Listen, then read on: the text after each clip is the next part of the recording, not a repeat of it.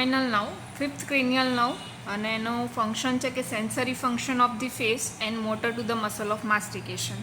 Mainly 3 branches છે, ophthalmic, maxillary અને mandibular, જેમાંથી ઓપ્થેલ્મિક અને મેક્સિલરી પ્યોર સેન્સરી અને મેન્ડિબ્યુલર મિક્સ્ડ છે.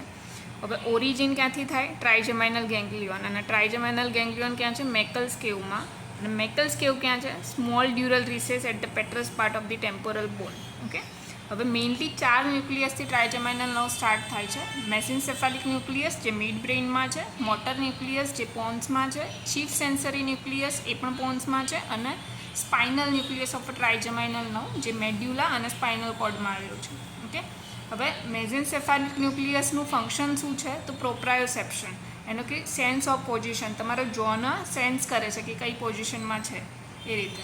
મોટર ન્યુક્લિયસનું કામ શું છે? તો motor to the muscle of mastication. Chief sensory ન્યુક્લિયસનું કામ ફાઇન ટચ, પ્રેશર અને એના વાઇબ્રેશન માટે. અને સ્પાઇનલ ન્યુક્લિયસનું કામ શું છે? તો પેઇન, ટેમ્પરેચર સેન્સેશન માટે. ઓકે, હવે એમાંથી mesencephalic nucleus, chief sensory nucleus અને spinal nucleus of trigeminal nerve general somatic afferent છે. એફરન્ટ એટલે બોડીના જે રિસેપ્ટર્સ હોય એ સિગ્નલ્સને બોડીથી સીએનએસ સુધી લઈ જાય. ઓકે, અને મોટર ન્યુક્લિયસ છે એ સ્પેશિયલ વિસરલ એફરન્ટ છે. એટલે એફરન્ટનો મતલબ નર્વ સિગ્નલ્સ છે ને એ સીએનએસથી બોડી સુધી જાય. ચલો હવે એની બ્રાન્ચીસ જોઈએ. બ્રાન્ચીસમાં કેવી રીતે છે કે સૌથી પહેલાં 3 ન્યુક્લિયસ કલેક્ટ થાય છે. મેસેન્સેફાલિક ન્યુક્લિયસ, ચીફ સેન્સરી ન્યુક્લિયસ અને spinal nucleus of trigeminal nerve, ત્રણેય જઈને કનેક્ટ થઈને પછી જે બ્રાન્ચીસ બનાવે છે એમાંથી 3 બ્રાન્ચીસ પડે: મેક્સિલરી, મેન્ડિબ્યુલર અને ઓપ્થેલ્મિક. એમાંથી ઓપ્થેલ્મિકની 3 બ્રાન્ચ અગેન ડિવાઈડ થશે: ફ્રન્ટલ, નેઝોસિલિયરી અને લેક્રાઇમલ. ફ્રન્ટલ તો કોને સપ્લાય કરે? તો ફોરહેડ, સ્કાલ્પ અને અપર આઈલિડ.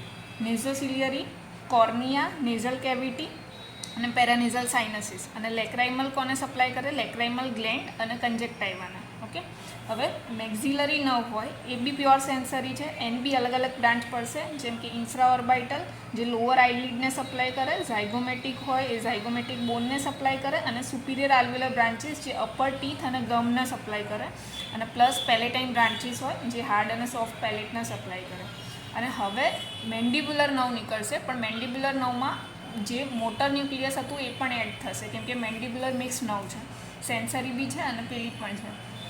હવે મેન્ડિબ્યુલરની જે બ્રાન્ચીસ પડશે એ રે મોટર નર્વ અને પેલા જે ત્રણેયનું કમ્બાઇન ન્યુક્લિયસ હતું એમાંથી નીકળીને એન્ટિરિયર ડિવિઝન પડશે અને પોસ્ટિરિયર ડિવિઝન પડશે. એમાંથી પોસ્ટિરિયર સાઇડ કઈ કઈ આવશે? તો ઓરિક્યુલો ટેમ્પોરલ નર્વ આવશે અને નર્વ ટુ માઇલોહાઇડ આવશે.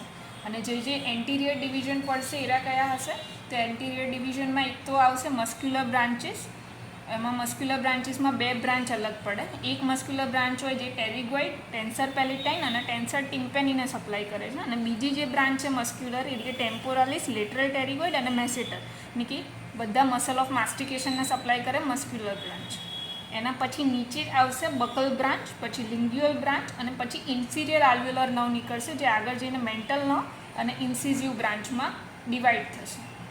ઓકે, તો ટોટલ આ ટ્રાઇજેમાઇનલ નર્વની બ્રાન્ચીસ થઈ ગઈ બધી. અને હવે એનું જોઈએ અપ્લાઇડ આસ્પેક્ટ. અપ્લાઇડ આસ્પેક્ટમાં શું આવશે? તો સૌથી પહેલું TN, trigeminal neuralgia. Sharp, severe અને સ્ટેબિંગ પેઇન હોય, અને along the distribution of a trigeminal nerve. Aggravate કઈ રીતે થશે? ટચ, ચ્યુઇંગ અને સ્પીકિંગથી. કોઝ શું હોઈ શકે? વાસ્ક્યુલર કમ્પ્રેશન અને ડીમાઇલિનેશન. એ જ ટ્રીટમેન્ટમાં શું કરશું? તો કાર્બેમાઝેપાઇન અને ગાબાપેન્ટિન.